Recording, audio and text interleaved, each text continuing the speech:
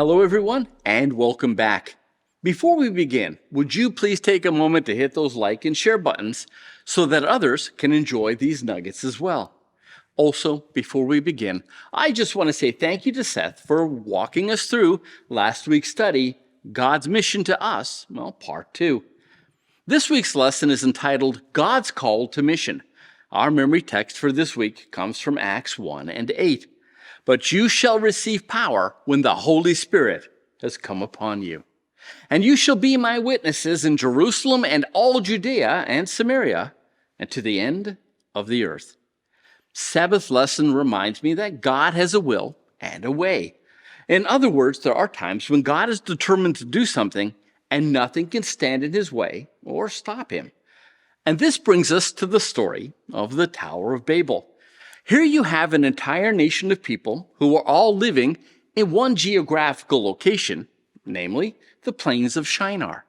Now, God's will was for the people to spread out and populate, the entire planet. But the people, they had a different plan. They were determined to stay, in one place.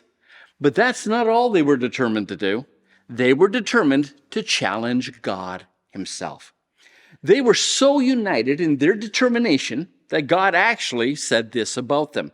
It's Genesis 11 and 6.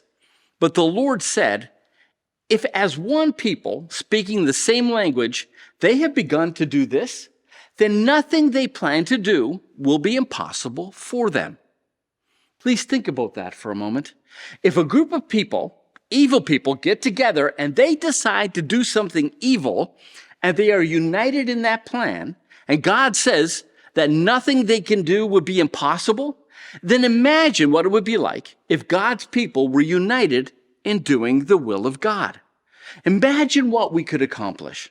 If nothing is impossible for evil people who are united, then imagine how much more we could accomplish if God's people are united. Okay, so the people have a will and a way, which is opposed to God's will and his way. And in the end, who wins? Well, God does, because when God is determined to do something, nothing can stop him, regardless of what anybody else is determined to do. So what is God determined to do? To seek and to save the lost. That's the mission. And now imagine what could happen if God's people were determined to be united in the same mission. This is God's will for his church. But more about that later in the week. Thank you for stopping by. Have a look at your lesson. I'll see you tomorrow.